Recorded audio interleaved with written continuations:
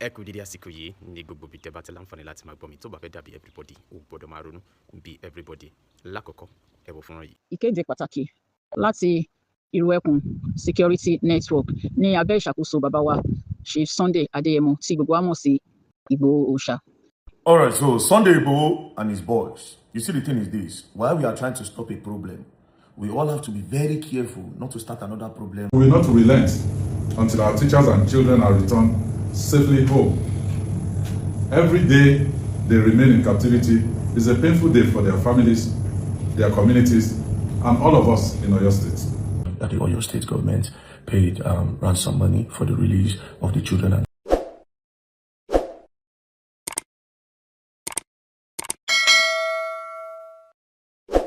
ọ̀tẹ̀ ló ń jẹ́ ló ń pè ọ́ kò sẹ́ni tí ò lórúkọ tiẹ̀ àti wípé ọmọ kì í gọ̀ títí sẹ́ẹ̀ kó gbàgbé orúkọ ara rẹ̀. ààfin tèmi ò nílò ìdánimọ̀ lọ́jà tó bá dọ́jà báyìí wọ́n á mọ̀ kó dọ́jà ni.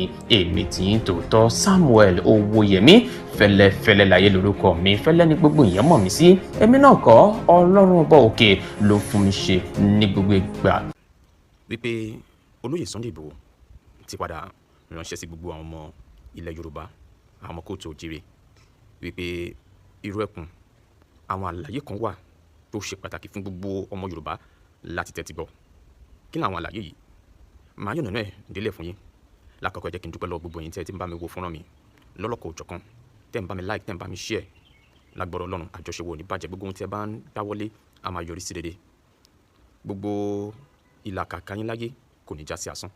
lágbọ́rọ̀ Ọlọ́run ẹ ké èrè oko ẹ kò délé, wọn ní jí yín gbé o, tẹ̀bí tará wọn ní jí yín gbé. gbajúgbajà a sọ̀rọ̀ lórí ẹ̀rọ ayélujára tí ọkùnrin èèyàn mọ̀ sí Very Dark Man. ó sọ ọ̀rọ̀ kan ránṣẹ́ sí irú ẹkùn tí ó ti ọwọ́ olóyè Sunday Igboho wáyé nílẹ̀ Yorùbá. ọ̀rọ̀ yẹn jẹ́ ọ̀rọ̀ kan tó jẹ́ wípé apá kan wúlò, àwọn apá kan náà ó sì ṣe bẹ́ẹ̀ kò wúlò. kí nìdí tí mo fi sọ bẹ́ẹ̀? nítorí mo gbọ́, mo dẹ̀ tẹ́tí gbọ́, mo dẹ̀ tún wò ó nínú fọ́nrán èyí tí ó sọ. ìṣẹ̀lẹ̀ kọ́kọ́ ṣẹlẹ̀ nígbà kan níbi tí a ti rí àwọn ìrù ẹkùn tí wọ́n mú àwọn Fúlàní kan. mo ṣe fọ́nrán lé lórí níbi tí wọ́n ti nà wọ́n, tí ẹnìyẹn ṣe fọ́nrán wípé ìrù ẹkùn tẹ̀yìn bá rántí dáadáa, mo ti ṣe rí. kí má dá yín lágara ọ̀rọ̀, àwòrán yìí náà lẹ́rìn yìí. ẹ má gbàgbé pé olóyè Sunday Igboho padà jáde wípé a kì í rìn kórí má mi, pé ní gbogbo ibi tí àwọn bá kù sí nípa ti ìrù ẹkùn, wípé káwọn èèyàn má bínú. fọ́nrán yẹn bí oríṣiríṣi ọ̀rọ̀, bó tilẹ̀ jẹ́ pé àwọn èèyàn kan ṣẹ̀ṣẹ̀ rí ni, ló fi wá di pé irúfẹ́ ẹni tí ń ṣe Very Dark Man VDM náà wá dá sí ọ̀rọ̀ yìí. lórí ẹ̀ náà ni ẹni tí ń ṣe olóyè Sunday Igboho fi wá fi ìkéde pàtàkì kan léde fún gbogbo àwọn ọmọ Yorùbá àti àwọn èèyàn tí ọ̀rọ̀ kàn. tí ẹ bá notice dáadáa wípé ẹni yìí ó máa ń gbọ́ sí àwọn nǹkan tí àwọn èèyàn ń sọ. ìwà adarí kan nìyẹn. ẹ jẹ́ kí n kọ́kọ́ mú ohun tí Very Dark Man ń sọ kí mo wá sí ti bọ̀ yín. ohun tẹ́yìn náà bá rí sí, a máa ń pé gbọ́n ni, a kì í pé gọ̀. ohun tẹ́ bá rí sí, ẹ̀yin náà lè fi ránṣẹ́ sí abẹ́ comment section. Social media activist Very Dark Man has cautioned Yoruba Nation agitator Sunday Igboho and his team to exercise restraint and conduct proper investigations while carrying out operations against suspected bandits, warning that the innocent people could become victims if due process is ignored. ohun tó ń gbìyànjú láti sọ di mímọ̀ fún wa níbẹ̀ yẹn ni pé ó pagi ìkìlọ̀ fún olóyè Sunday Igboho wípé kí wọ́n ṣe kí ni, kí àwọn àti ikọ̀ ìrù ẹkùn kí wọ́n rọra ṣe o nípa ti àwọn ìgbésẹ̀ yìí tí wọ́n ń ṣe ní ilẹ̀ Yorùbá láti gbógun ti àwọn Fúlàní, àwọn bòròró, àwọn agbésùmọ̀mí tí ń domi àlàáfíà ìlú rú. ó wá pagi ìkìlọ̀ wípé kí wọ́n ṣe jẹ́jẹ́ o, kí wọ́n má lọ kọlu àwọn tí wọ́n jẹ́ aláìlẹ́ṣẹ̀. ẹ jẹ́ kí n tẹ̀síwájú. His comment followed a viral video allegedly showing members of Sunday Igboho's group beating some Northerners after accusing them of being bandits. fọ́nrán yẹn tí mo mẹ́nu bà lẹ́ẹ̀kan yẹn pé àwọn tí ìrù ẹkùn tí wọ́n na àwọn ẹni yìí, tí wọ́n, ẹ̀yin náà ti máa rí fọ́nrán yẹn tí àwọn èèyàn gbé káàkiri nígbà yẹn tèmi náà dẹ̀ bá wọn gbé láti fi yànnàná wípé àwọn ìrù ẹkùn ń ṣiṣẹ́ o. ṣùgbọ́n sí ìyàlẹ́nu, àwọn èèyàn kan fọ́nrán yẹn wọ́n interpret it in different ways. ẹ jẹ́ kí n tẹ̀síwájú. Reacting to the footage, Very Dark Man said he watched the entire video and stressed that tackling insecurity could not result in the creation of a bigger problem through wrongful targeting of innocent people. Sunday Igboho, I saw a video where your boys were beating some Northerners after accusing them of being bandits. I watched the entire video and this is the truth. Okay, and this is the truth. You and your boys have to be really careful while carrying out this job. In quest to solve one problem, you could end up creating another that may be even bigger than the one on ground. Do proper investigations and carry out due diligence. I will also advise your team to use body cameras or go along with a cameraman. You can't always come out to say you were involved in a gun battle. Ohun tí very dark man sọ nìyẹn. Olóyè Sunday Igboho, ẹ jẹ́ kí n kọ́kọ́ sọ èyí tó wúlò nínú ọ̀rọ̀ yìí. Wípé ìrìn àjò ìlú ẹkùn ṣìgùn o. Ìbẹ̀rẹ̀ kì í ṣe oníṣẹ́ ẹni tó bá fi orí tì dópin lágbàlá. Mo ṣe ládùúrà pé Ọlọ́run yóò ròyìn lágbára ìmọ̀ àti òye tẹ́ fi darí ìlú ẹkùn Ọlọ́run á fi fún yín. Ṣùgbọ́n lọ́wọ́ yìí, àwọn ìlú ẹkùn kan, àwọn ẹ̀ṣọ́ ààbò ìlú ẹkùn wọ́n sì need orientation. I stand to be corrected. Àmọ́ pé ohun tó dé lóní káwárí òun. Ìlú ẹkùn ó jẹ́ nǹkan tí a gbọ́dọ̀ jẹ́ kí àwọn èèyàn kan wá ta epo sí aṣọ àlà rẹ̀. Olóyè Sunday Igboho, ẹ ní láti ṣiṣẹ́ lórí àwọn èèyàn tí yóò wọlé sínú ìlú ẹkùn. Kì í ṣe wípé irú wa ògiri wa la fi ṣe. Ẹ jẹ́ kí a ṣe proper screening, àgbéyẹ̀wò fún àwọn ẹni tí a fẹ́ gbé wọlé sínú ìlú ẹkùn. A dẹ̀ gbọ́dọ̀ wà very very careful irúfẹ́ àwọn ènìyàn tí wọn yóò jẹ́ ọmọ ẹgbẹ́ ìlú ẹkùn tó fi di wípé ara Fúlàní kan ò ní rápálá wọbẹ̀ láti máa fún àwọn ará rẹ̀ ní information bó ṣe ń lọ nínú ìlú ẹkùn. Ẹ jẹ́ kí gbogbo ohun tó ń rùn yìí kó tán lẹ̀ ká tó ṣẹ̀ wá gbé ọ̀nà dá ìgbésẹ̀ nítorí pé àwọn irúfẹ́ ìṣẹ̀lẹ̀ yẹn tó ṣẹlẹ̀ ọ̀pọ̀ àwọn èèyàn bu ẹnu àtẹ́ lù bó tilẹ̀ jẹ́ pé ẹni tó súnmọ́ níbi ìṣọ̀run padà wájú ọ̀nà náà ẹ̀ bó ṣe rí. But ẹ mọ̀ pé ẹni tá a fẹ́ dáná sun ni tó ń fi epo rárá. Àwọn èèyàn kò gbà tiyín tẹ́lẹ̀. Gbogbo ọ̀nà àṣìṣe kékeré kan ni wọn yóò máa wá kí wọ́n lè fi rí yín mú tèmi dẹ̀ mọ̀ wípé ẹni kó sí páńpẹ́ wọn. Ibi tí ó ti ń bẹ̀rẹ̀ rèé o. Ọmọlúkà ṣàlàyé àwọn kankan tí mo fi tí ara mi gbọ́ wípé àwọn èèyàn kan lọ́mọ ẹjọ́ òun lọ sọ́dọ̀ Olóyè Sunday Igboho lórí ọ̀rọ̀ ìlú ẹkùn yìí náà ni. Oríṣiríṣi ẹ wá gbọ́ èyí tí very dark man tún sọ yìí. A need láti jẹ́ kí kìíní wà professional. Àwọn èèyàn tó bá jẹ́ pé wọ́n ti mọ̀ nípa ètò ààbò tí wọ́n ti ní ìrírí ẹ jẹ́ kí wọ́n wọlé kí wọ́n bá yín ṣe training. Ẹ̀yin náà ẹ ti ní ìmọ̀ kíkún lórí ọ̀rọ̀ ètò ààbò tó. Ẹ pè wọ́n ẹ ṣe proper orientation fún àwọn ìlú ẹkùn pé bẹ́ẹ̀ báyìí ní kẹ́ ṣe ṣe nítorí tí gbogbo ẹ̀ bá ṣẹlẹ̀ tán ìlú ẹkùn Olóyè Sunday Igboho ni wọn yóò máa pariwo. Wọn ò fẹ́ mọ ẹni tí yóò ṣe irú iṣẹ́ yẹn. Olóyè Sunday Igboho ni wọn yóò máa parí. I stand to be corrected.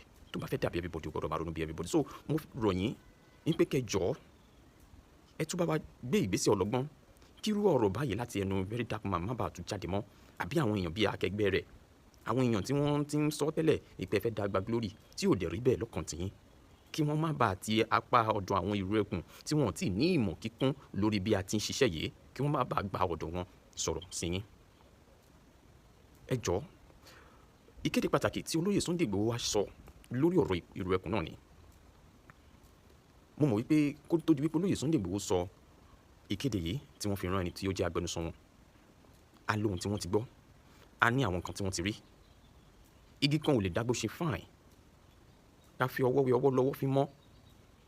Òun ló bí ìgbésẹ̀ yìí tí mo fẹ́ fi léde. Ọ̀pọ̀ àwọn èèyàn ni wọ́n ti DM mi lórí fọ́nrán kan tí mo ṣe ní ìgbà kan wípé báyìí ló ṣe lè wọ inú ẹgbẹ́ ẹ̀ṣọ́ ààbò ti ìlú ẹkùn. Mo sọ wípé òpó ayélujára kan website yóò wà níkàlẹ̀ níbi tó ní kálukú yóò ti máa lọ fi orúkọ sílẹ̀. Lẹ́yìn tẹ́ bá forúkọ sílẹ̀ wọ́n á pín sí abẹ́ coordinator kọ̀ọ̀kan ní ìpínlẹ̀ kọ̀ọ̀kan. Níbẹ̀ ni wọn yóò ti ṣe screening, thoroughly screening fún yín láti mọ irúfẹ́ èèyàn tẹ́ jẹ́. Ṣùgbọ́n tí ìyàlẹ́nu ó dà wípé àwọn ènìyàn bóyá nítorí ìdí kan tàbí ìkejì ojú òpin yóò tí wà ní ìkàlẹ̀ àwọn èèyàn dẹ̀ fẹ́ darapọ̀ mọ́ ìlú ẹkùn ló fi di wípé àwọn èèyàn kan jáde láti volunteer ara wọn láti jẹ́ ọmọ ẹgbẹ́ ìlú ẹkùn. Ló fi di wípé a bẹ̀rẹ̀ sí ní rí àwọn coordinators ní ìpínlẹ̀ kọ̀ọ̀kan. So látàrí bí àwọn ọ̀rọ̀ yìí ṣe pọ̀ ni Olóyè Sunday Igboho fi wá jáde láti jẹ́ kí gbogbo ọmọ ilẹ̀ Yorùbá mọ̀ nípa kankan èyí tó ní ṣe pẹ̀lú ọ̀rọ̀ ìlú ẹkùn private security network.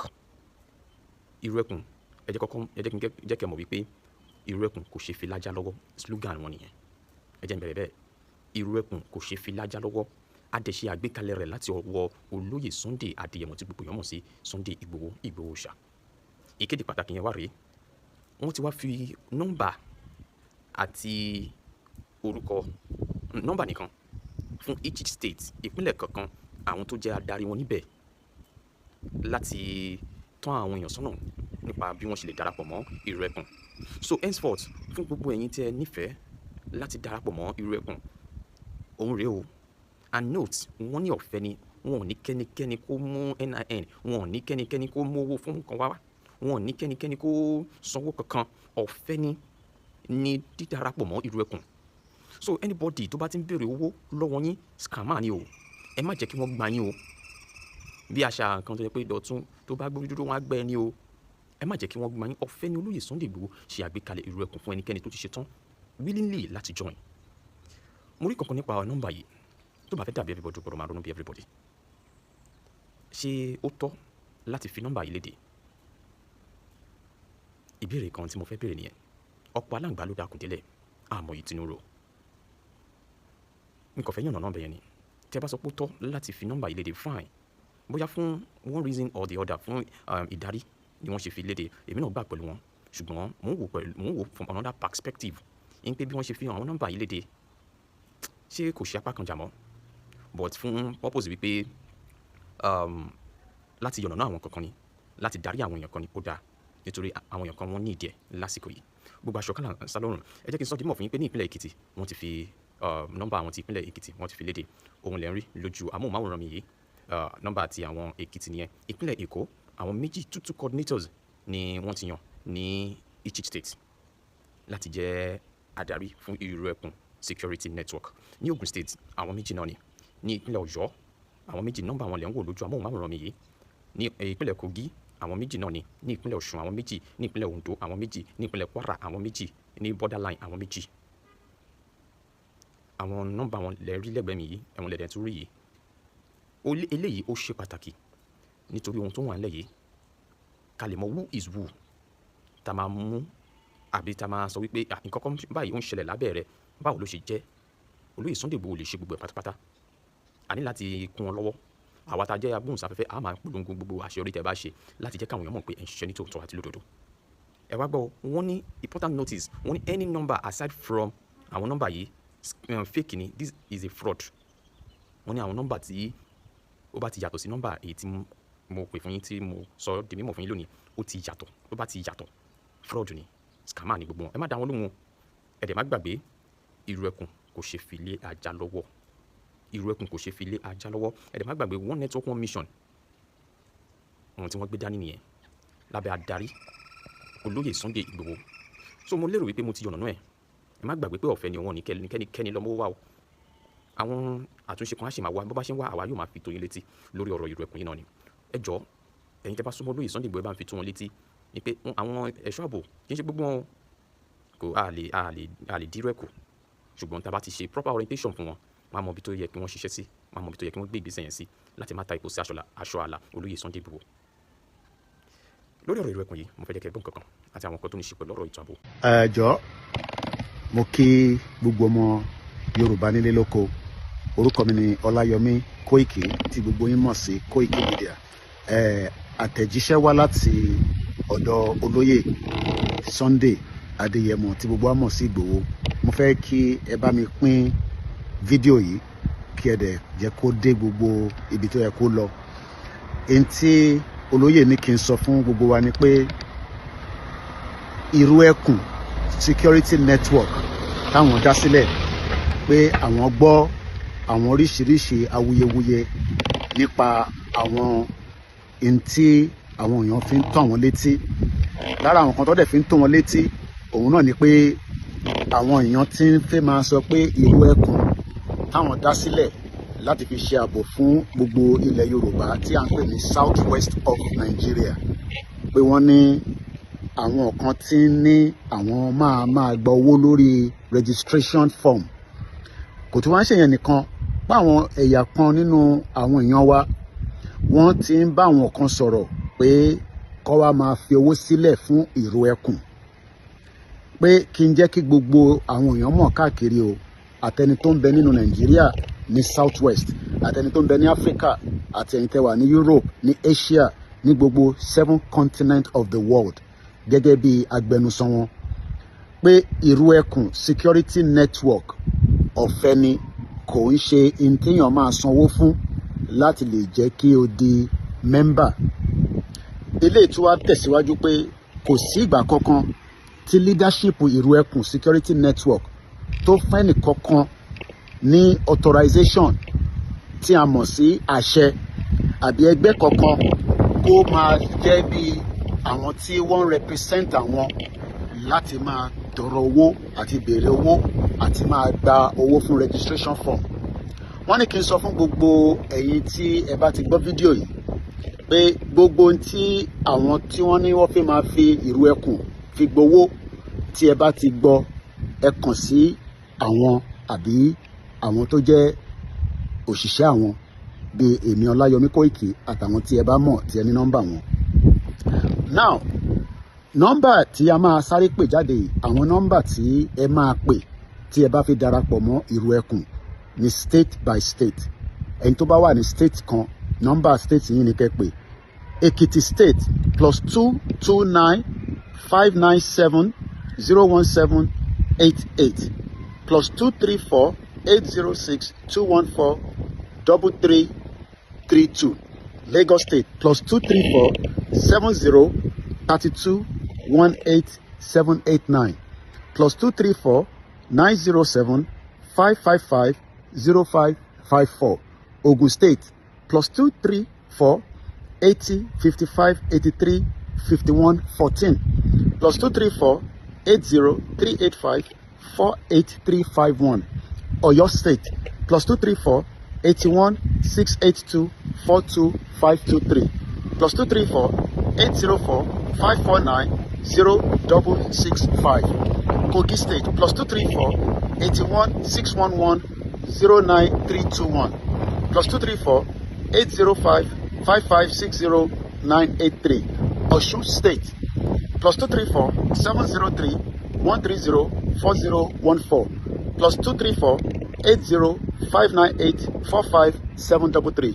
Ondo state +234 812 7341 424 +234 703 136 7813. Kwara state +234 806 552 4523 +234 703 327 4392.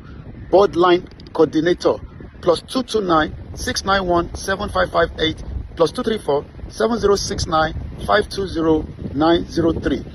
Gbogbo nọ́mbà yìí ni àṣẹ ti fún àwọn tí ẹ máa bá sọ̀rọ̀ láti darapọ̀ mọ́ ìrù ẹkùn security network. All right, so Sunday Igboho and his boys. You see, the thing is this: while we are trying to stop a problem, we all have to be very careful not to start another problem that will affect the future of this great nation called Nigeria.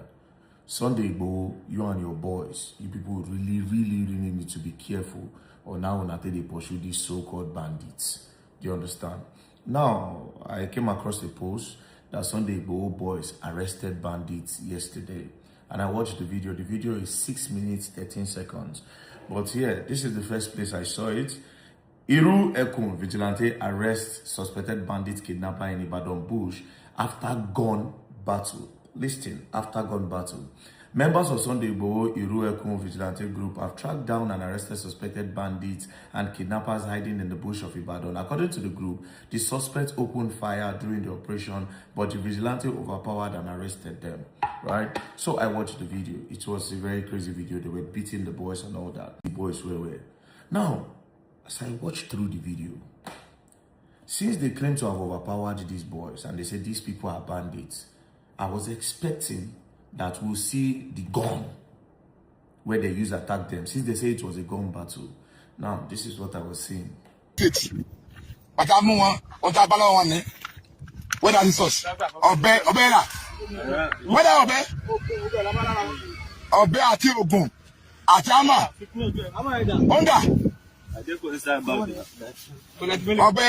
Àtàwọn ọ̀pọ̀lọpọ̀ ogun ọbẹ̀ ẹ̀dà ẹ̀kọ́ kalẹ̀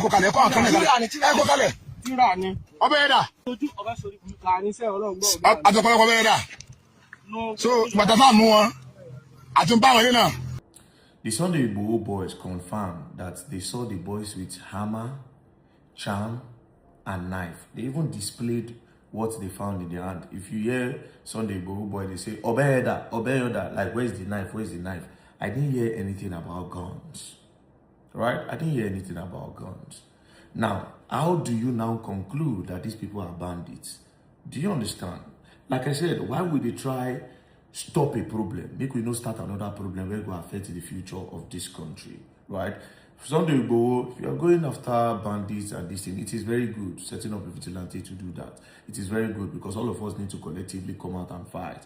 But in a case where we say you won mistakenly or there's a chance, say the people where you go carry, they beat, they innocent, it not gonna make sense again. Then you don't defeat the purpose, right? Because in this video, you say you catch them with gun, according to what the caption talk, and there's no gun. Secondly, knife. That kind of bush where you find these people, they might need knife to also protect themselves, just in case they don't be bandits. What if that knife where you see them with, and the charm where you see them with, now to protect themselves against the bandits? Because you said you saw them with a hammer and with a knife. It is only natural for people where they go inside that bush. What I expect you go, they ask them now, what are you doing inside that bush? What business do you have in the bush? What brought you to this bush? Where are you from? Where do you live? Where is your house? And what are you doing here? Which business can you come inside this thick bush? Do you understand? Are they traveling by that route? No, there are questions that you need to ask.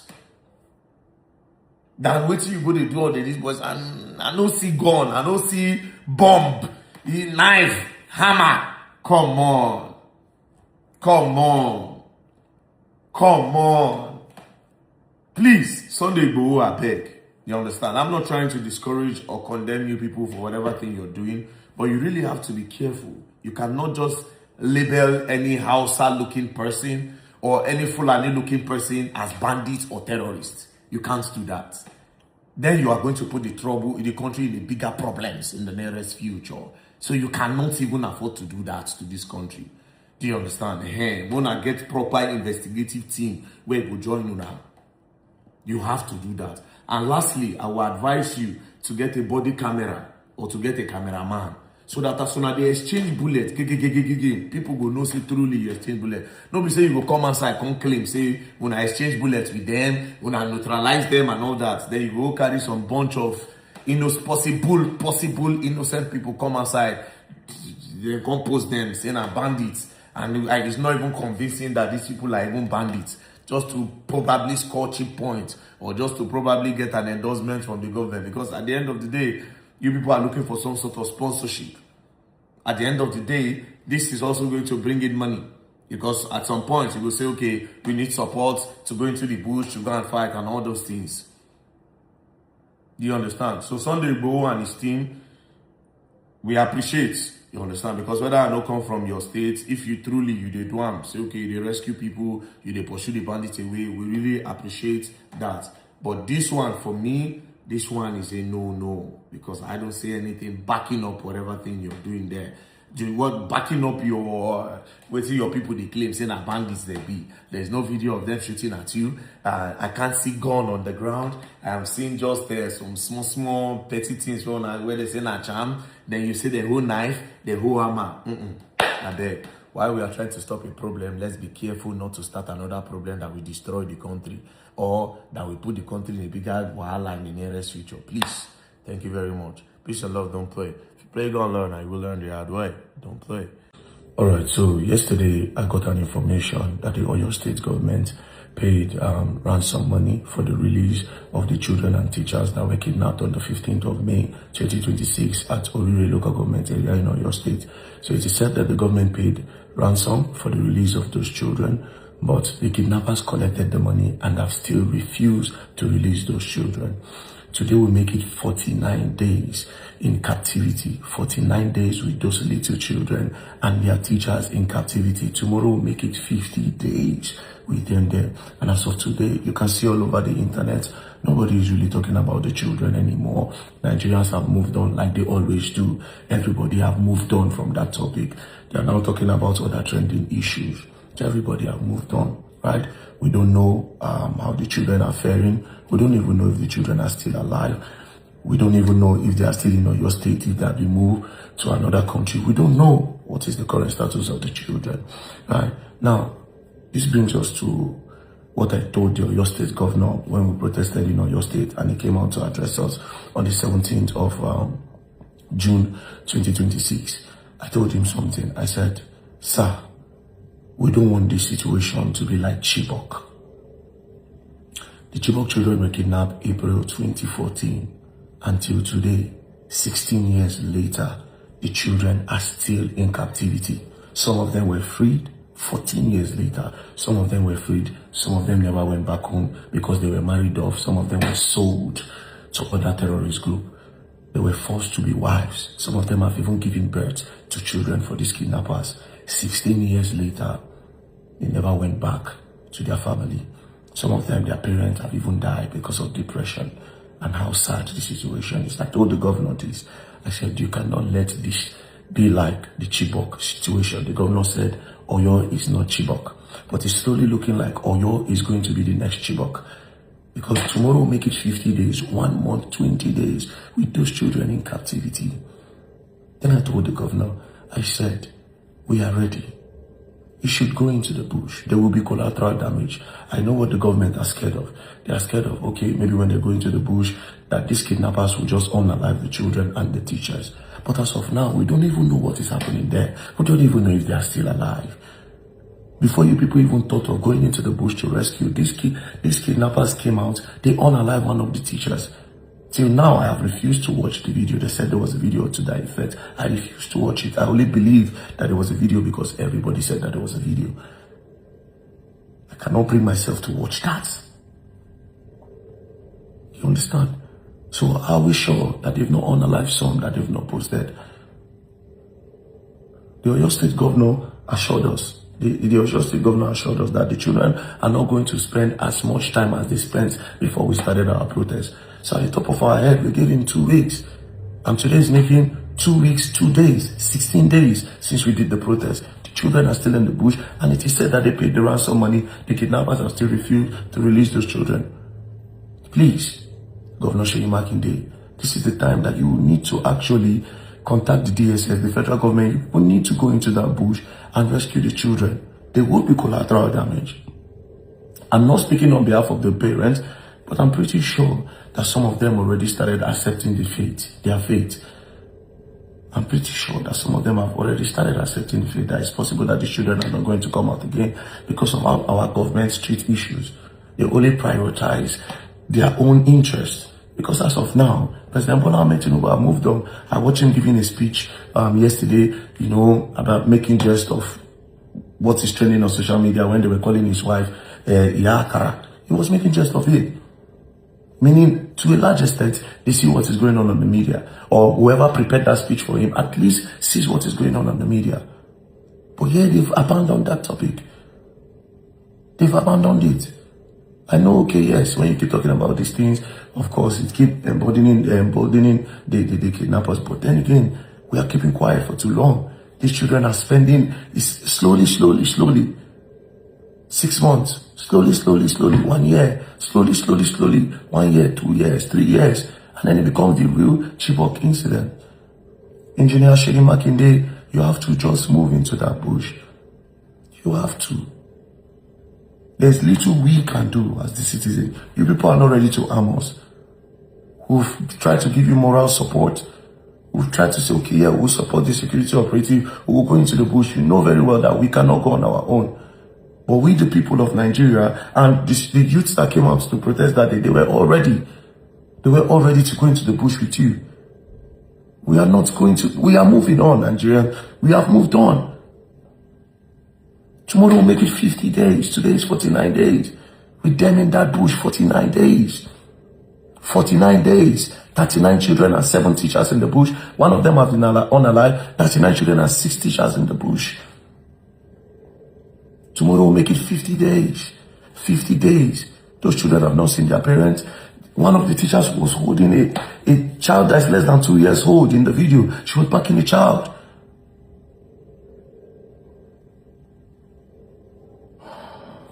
Kí ló tún kù tí ó sọ? Abẹ́ lórí tó tún jẹnu wúyẹ́. Kí ló tún kù tí ó sọ? Gani, kí ló tún kù tó fẹ́ sọ? Mrs. Gani, kí ló tún kù tí ó sọ?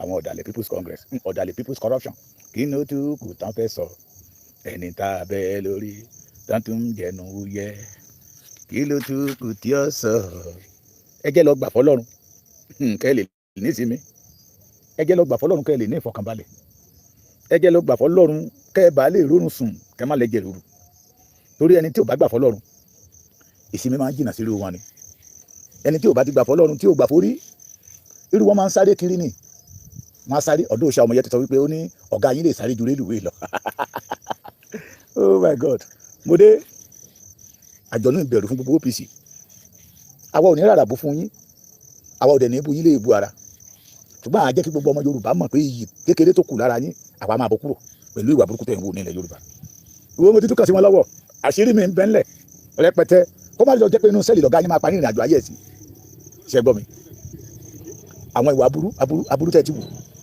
àwọn ọ̀nà tẹ́ ti gbà ọ̀nà tí ọ̀gá yín gbà tó fi kówó jọ àwọn ìyàwó ẹ̀kọ́ bàbá mi ẹ káàtàrọ̀ àwọn ẹ̀mí ẹlẹ́mìí tó ti tọwọ́ ọ̀gá yín bọ́ tẹ́ ẹ bá gbé jẹ́ bọ́wọ́ ẹ wojú ọ̀run bó ṣe ṣú dẹ́dẹ́dẹ́ ojú ẹ̀sìn yín lóṣù yẹ ó máa rọ̀ lé yín lórí gbogbo ẹ̀yọ́ ọmọ Gani Adams ojú ẹ̀sìn yín máa rọ̀ ó dẹ̀ máa pa gbogbo yín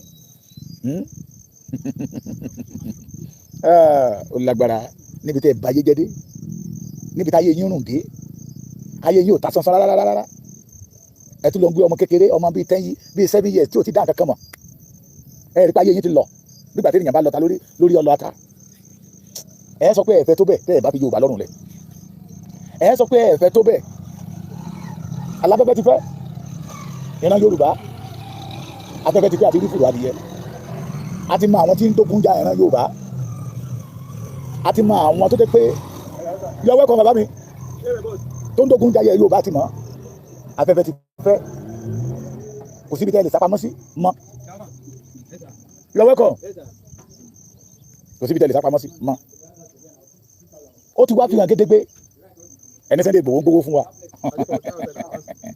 ó ti fi hàn gédégbé àwa tá a dúró ní ọ́ndà ìrù ẹkùn à ń jà pé kí ìran Yorùbá bá lè nísinmi kọjọ́ ọ̀la wa bá lè ládùn kó bá lè lóyin ohun tó ń pè ní ìfọ̀kànbalẹ̀ kó bá lè padà sí ilẹ̀ Yorùbá pé kí eku kó lè máa ké bí eku kí ẹyẹ kó lè máa ké bí ẹyẹ ṣùgbọ́n ẹ̀yin ọmọ OPC Gani ó ti fi hàn pé ìkòkò ọbẹ̀ yín lẹ̀ ń jà fún you want to defend your ìkòkò ọbẹ̀ kì í ṣe Yorùbá èmi lẹ́yìn sọ pé ẹ máa dilẹ̀ ní 20 pé mi ò gbọ́dọ̀ ẹ bá rí mi ní ayé yín máa wò ó ẹ mà ní làákàyè o ohun tó ń pè ní làákàyè yóò máa jìnnà sí yín o ẹ dẹ̀ torí pé ìlú ẹkùn jáde síta ẹ ya wèrè ìbànújẹ́ kún ọkàn yín ẹ dẹ̀ ní bọ́ nínú ìbànújẹ́ o ẹ torí ìlú ẹkùn ẹ dẹ̀ lùsì fókọ̀sì ẹ mọ̀ tó kàn nínú ayé yín mọ́ ẹ bá bẹ̀rẹ̀ sí ṣe pálapàla káàkiri see all the energy kẹ́ ẹ̀ ń ṣánẹ̀ láti máa àbúṣe olé 1 person kẹ́yìn náà tẹ̀ wọnú igbó kan kárí yín pé ẹgbẹ́ àwọn bandit yẹ síta alábàjọ tí kan nínú yín fi tó fi ń képe ti bàbá Kọ́lá Olóòtú mo ṣe wo fídíò bàbá Kọ́lá Olóòtú ni bàbá Kọ́lá Olóòtú ẹ̀yin Ìbàdàn ọ̀rọ̀ ẹnu yín ti pọ̀ jù ọ̀rọ̀ tẹ́ ẹ̀ sọ yóò yẹ oyún náà máa bí wọn ọ̀rọ̀ ẹnu yín ti pọ̀ jù alábàjọ tó fi bẹ̀rẹ̀ sí ń bú ẹ̀yin náà ó yẹ ká ẹ ti mọ̀ pé táwọn yẹ ó jẹ ìkòkò ọbẹ̀ wọn náà rí pé ìlú ẹkùn wá fọ́ ìlú Sunday Igboho olóṣèlú ni yes we believe Sunday Igboho tọ́jú olóṣèlú ni yes kí ni Gani ọ̀gá yín o Mrs Gani kí ló wá dẹ́yìn Jonathan kí ló wá dẹ́yìn Obi ẹ̀yin tèkó èrò èkó arómisálẹ̀ gbẹlẹgbẹ tẹ́ ẹ̀ bá lé ọmọ yẹn kúrò lẹ́kọ̀ọ́ ẹ̀yin Obi ló wà ó wà lára àwọn tó kàn pé kí Ìgbò gba Èkó tó ń gbìmọ̀ bí wọ́n ṣe máa kéde ilẹ̀ Yorùbá lásọ̀rọ̀ rẹ̀ di erìkì náà mọ́ wa lọ́wọ́ tá máa di ẹni tí à ń jí kí à ń jí bọ́ lójoojúmọ́ kí ló wá dé kó kí ló wá dé yín Obi kí ló wá dé yín Jonathan ṣé family Jonathan ni Jonathan fi fún ní 6 billion ṣé family Jonathan ni Jonathan fi empowerment ok iṣẹ́ wo during the 6 years ṣé 6 years ni Jonathan lò during the 6 years of Jonathan kí ni iṣẹ́ tí OPC ṣe fún ìran Yorùbá ó kàn fi Yorùbá ń gbowó lẹ́yìn Jonathan lọ́ra yìí ó kàn gba empowerment lọ́ra yìí ní 25 billion empowerment ní 10 billion tí a rí ibi tán náà sí kí ló wá dẹ́yìn Jonathan kí ló wá dẹ́yìn Obi náà 2023 àwa ní ẹ̀rí lẹ́kìtì ń bíbà yìí nígbà tó pé mítí orí burúkú tó máa ń pè lọ́jọ́ Tuesday yẹ pé gbogbo ọmọ ẹgbẹ́ OPC Òbí náà gbẹ́dọ̀ ṣiṣẹ́ fún, ṣé kìí ṣe gbogbo lọ́wọ́ Òbí? Irú ẹkùn mo ní tá máa ń dárúkọ ẹgbẹ́ tá lè máa pè ní atúnṣe lójú àwọn onírọ́, irú ẹkùn ló yẹ ká máa pè bẹ́ẹ̀, pé irú ẹkùn jáde ẹ kábàámọ̀ gbẹ̀yìn pé ẹ bá ti mọ̀ Kẹ́dára fi Sunday Igboho lẹ̀ jẹ́jẹ́ títí ẹ bá ti mọ̀ Kẹ́dára fi irú ẹkùn lẹ̀ jẹ́jẹ́ títí ẹ̀yìn lẹ́wọ́ á sunkún kiri ìgbélẹ́nu fẹ́ńdọ̀ yìí, ẹ̀yin aláìní tìjú ara Galatia yìí, ẹ̀yin ọmọ ẹ̀rán kìnnà yìí, oore wo ni ẹ̀pá yín ló ṣe ìdí, oore wo ni gẹ́gẹ́ yín ló ṣe ọ̀run ilẹ̀ Yorùbá, ike yín oore wo ló ṣe ilẹ̀ Yorùbá, mẹ́káníkà ìdárúkọ nǹkan gbòógì tí ọ̀gá yín Gani tó ń kó yín kiri láti gbàtẹ́ ti ajá tó OPC lọ́wọ́ àwọn bàbá fẹ́ẹ́ dípá ṣeun, oore kan tẹ́ ẹ ṣe fún ilẹ̀ Yorùbá rí ẹ̀ẹ́dẹ̀ lè rí, torí pé ẹ̀yin gan mọ̀ pé failure ní ẹ̀ ń tan ọmọ Yorùbá ni ẹ̀ sásán dá umbrella of OPC ọ̀dàlẹ̀ people call confusions. Ṣẹ́ni pé òjò ń bá mi ojú ẹsẹ̀ yín ti ṣúṣẹ́, ó máa rọ̀ léyìn lórí, ó máa rọ̀ ẹ̀yin rédèrèdè rádaràda yìí. Ó sọ fún yín ẹ lọ wo àwọn program tẹ̀ ń ṣe, èpè làwọn èèyàn gbé yín ṣẹ́ ń bẹ̀ yẹn ni pé ojú Yorùbá ti là, èpè wọ́n rọ̀jò èpè lé yín lórí ni. Ẹ ṣe mọ̀ pé Gani ló kájú ẹ̀ ń sìn ìyẹn ní òkèlè kíní ẹ̀kọ́ gèrèwò kíní kan gèrèwò ló kájú, àkàrà gèrèwò ló kájú ẹ̀ kí Sunday tó dé bíi 5 years ago. Níbo lẹ́yìn olórí burúkú ìwà, níbo lẹ́yìn ọmọ pàpà ńlájọ́ ọmọ gàn pé níbo lẹ́ wà, ẹ wá ń tẹ́tí àwa ẹ wá ní kí ni ọmọ rìn ní adó, wọ́n á wá yín tì, wọ́n á ṣe kí ni wọ́n á wá yín tì, wọ́n á wá yín tì, ẹgbọ́n mi tó ti sọ pé kọ́ mo lílo ọmọ wọ̀ lórí. Ẹ má bá mi lọ́ọ̀fẹ́, ẹ má bá mi láìkẹ́, wọ́n ti ń flag program yẹn, ẹ má jalè, ẹ má lọ́ọ̀fẹ́, ẹ má láìkẹ́. Tẹ́lẹ̀ mọ̀ ìlà à ń ti sọ látijọ́ pé ìlara ni, ẹ gbọ́ ọ̀rọ̀ tí bàbá Kọ́lá Olóòtú Kọ́lá Olóòtú sọ, ọ̀rọ̀ orí Kọ́lá Olóòtú, ẹ gbọ́ ọ̀rọ̀ tí bàbá Kọ́lá Olóòtú sọ, àwọn àṣírí tí Sunday Igboho fi lé lọ́wọ́ tó ní kó má sọ síta, bọ́tí nígbà táwọn wèrè jáde síta wọ́n ní ta ló kọ́ Sunday Igboho níṣẹ́, ìmí nínú wọn ó ń já báàgì gbà lábẹ́ bíríìjì lóṣòdì ni, kó tó lọ́jọ́ yìí abẹ́ bíríìjì yẹn ni Gani ti lọ rí wọn papọ̀ tó fi lọ gba ìjọba lọ́wọ́ àwọn bàbá oníbàbá, tó fi lọ gba OPC lọ́wọ́ bàbá wọn oníbàbá. Àwọn tí Sunday Igboho ń kó káàkiri, àwọn ọlọ́pàá tó yanrantí, àwọn àmì tó yanrantí, that they train not local one, training international tó wà lẹ́yìn Sunday ọmọdé yẹmọ Igboho ṣá. Lẹ́wà ní kúrúùtù ní ta ló kọ́ níṣẹ́ ogun jà, ẹ̀yin tẹ́lẹ̀ kọ́ṣẹ́ ogun, ta ni tíṣà yín, ṣé ibi tí Gani ti ń fagi ní Ìtìrẹ́ ròdù ló ti kọ́ṣẹ́ ogun, ara ló máa pa gbogbo yín bẹ́yìn, gbogbo ẹ̀yin kẹ́ni tẹ́ bá ti sọ pé ẹ̀yin jẹ́ kí iná Yorùbá oníṣìí ara la máa rán sí yín, ìbínú máa rò bí òjò léyìn lórí ni, ẹ ti tíná, ẹ ti dẹni àná, ológo àná ni yín, afẹ́fẹ́ ti fẹ́, ìran ọmọ Yorùbá ti mọ̀ pé ààrẹ tá a ní Aríkúyẹrí ni, ààrẹ Ọ̀yọ́ Aríkúyẹrí ni, tó tún lọ gbé OPC ilé agbára tó dàrú, tó lọ àwọn bàbá oníbàbá tán ẹ já béèrè lọ́wọ́ wọn, majority of them ká ṣe kí ni ká béèrè lọ́wọ́ wọn. Gbogbo nǹkan ló ní tẹ́nìyàn bá kọ́lé, ẹni tó máa kọ́lé ó lè rèdí tó fi kọ́lé wípé kóun lè ríbi sùn sí, bóyá òjò ń rọ̀ ni kóun lè ríbi sá sí. Ẹni tó ra mọ́tò he have a purpose, he have a reason tó fi ra mọ́tò tó rà. Tẹ́nìyàn bá dẹ̀ máa dá ẹgbẹ́ lẹ̀ ó gbọ́dọ̀ ní purpose and vision. Ẹ jẹ́ ká wá béèrè lọ́wọ́ Gani kí ni purpose tó fi dá OPC lẹ̀, kò lè mọ̀ nítorí pé kò sí níbẹ̀ nígbà tó ń dá OPC lẹ̀. Gani ó wá jákè OPC lọ́wọ́ àwọn bàbá oníbàbá ni, àwọn bàbá tó ní, kò mọ èrè ìdí tó fi dá OPC lẹ̀. Ó kàn máa kó àwọn tọ́gì kan máa jó ìjàngbara tàbẹ́jà ajáyé ìjọ wò lẹ fẹ́ bẹ̀rẹ̀, níbi tí mo ti mọ̀ pé failure ní gbogbo yín látòkè désàlẹ̀.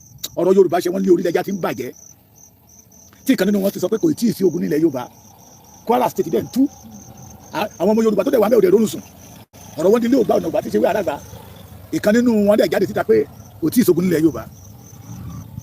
Kẹ́ ẹ lè mọ̀ pé ẹni àná ni wọ́n, kẹ́ ẹ lè mọ̀ pé ayé wọn ti yọjú òbí táyà mọ́tò, ẹ jẹ́ ju ìyà tí táyà mọ́tò ń jẹ lórí ọ̀rọ̀ ìlú ẹkùn, àṣírí yìí ti tú. Ìlú ẹkùn dé, ìbànújẹ́ wọnú ayé Gani lọ. Ìlú ẹkùn dé, àìnífọ̀kànbalẹ̀ wọnú ẹgbẹ́ OPC Gani. Ìlú ẹkùn dé, ó di ìjáyà fún Gani Adam, kò rónú sùn kò dẹ̀ lè rónú. Oníbàjẹ́ abatẹnijẹ́ onílára yìí nísìmí, ẹ lè nísìmí. Àyàfi tí ò bá jẹ́ pé Yorùbá ló lò tó fi gòkè, àyàfi tí ò bá jẹ́ jìbìtì ló lò tó fi gòkè. You hijack what did not belong to your father. Ara tó dá ní Arigidi èmi ti túbọ̀, bí mo ṣe ń bá yín sọ̀rọ̀ yìí, Gani ti pín Arigidi sí méjì, kó jáde síta kó wá di bọ́ǹkẹ̀ àrà tó dá àwọn ẹ̀mí tó fi ṣòfò àtẹlẹ́ tó sì wà ní mọ́ṣúárì àwa ẹ̀dí túgbọ́ kó lè mọ̀ pé àwa ń wádìí ẹ̀ dáadáa pé ọmọ àlè Yorùbá kan bẹ́lẹ̀ ni ẹ́ ló fi jẹ́ pé ìdí mọ̀dàrú and I pity those people tán tẹ̀lé ẹ lẹ́yìn nígbà tó bá bẹ̀rẹ̀ sí jẹ́ yàyẹ àwọn náà jẹ nínú ẹ̀ torí Yorùbá ní pé ẹni tó gbépo lájà kì í ṣòlè bí kò ṣe pé ẹni tó gbà á. ẹjọ́ mo kí gbogbo ọmọ Yorùbá nílé lóko orúkọ mi ni Ọláyọmí Kóìkì tí gbogbo yín mọ̀ sí Kóìkì Media. Àtẹ̀jíṣẹ́ wá láti ọ̀dọ̀ olóyè Sunday Adéyẹmọ tí gbogbo wa mọ̀ sí Ìgbòho. Mo fẹ́ kí ẹ bá mi pín fídíò yìí kí ẹ dẹ̀ jẹ́ kó dé gbogbo ibi tó yẹ kó lọ.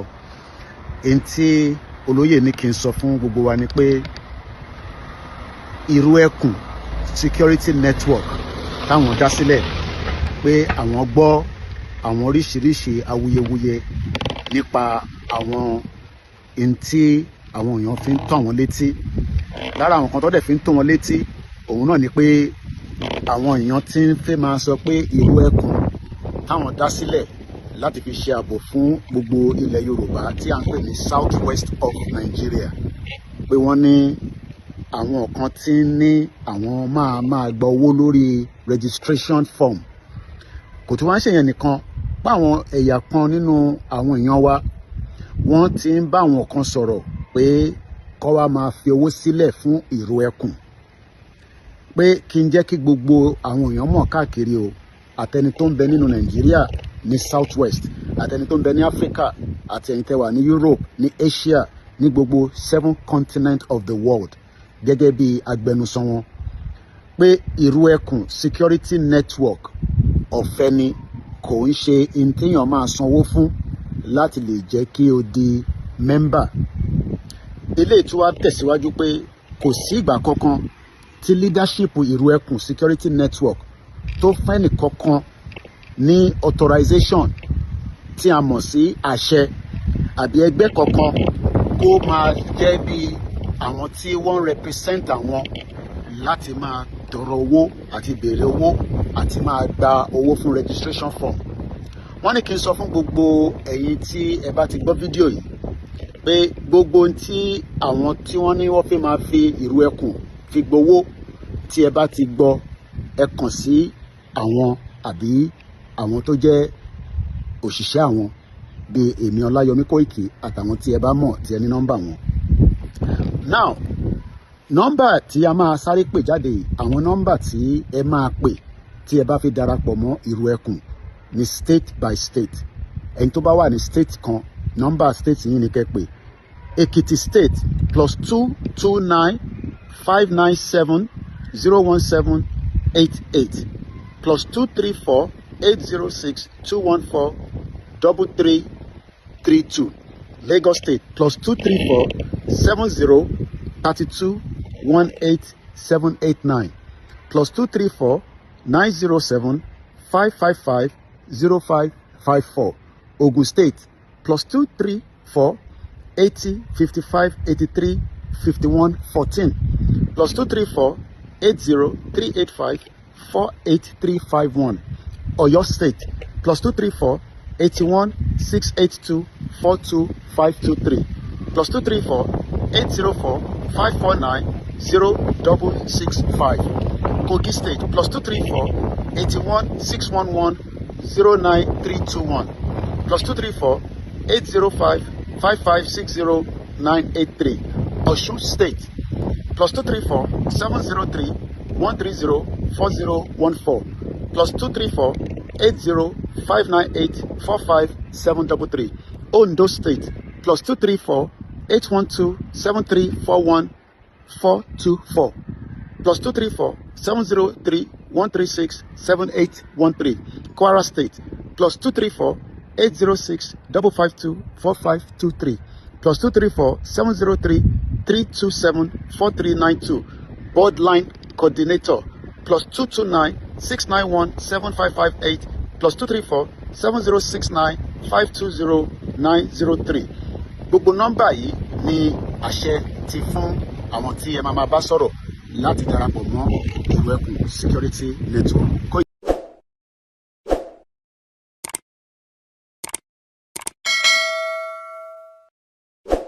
ọ̀tẹ̀ ló ń jẹ́ ìlú ń pè ọ́ kò sẹ́ni tí ò lórúkọ tiẹ̀ àti wípé ọmọ kì í gọ̀ títí sẹ́ẹ̀ kó gbàgbé orúkọ ara rẹ̀. ààfin tèmi ò nílò ìdánimọ̀ lọ́jà tó bá dọ́jà báyìí wọ́n á mọ̀ pé ó dọ́jà ní èmi tìyín tòótọ́ Samuel Owóyẹmí fẹ́lẹ́fẹ́lẹ́ láyé lórúkọ mi fẹ́lẹ́ ní gbogbo ìyẹn mọ̀ mí sí èmi náà kọ́ Ọlọ́run ọba òkè ló fún mi ṣe ní gbogbo ìgbà.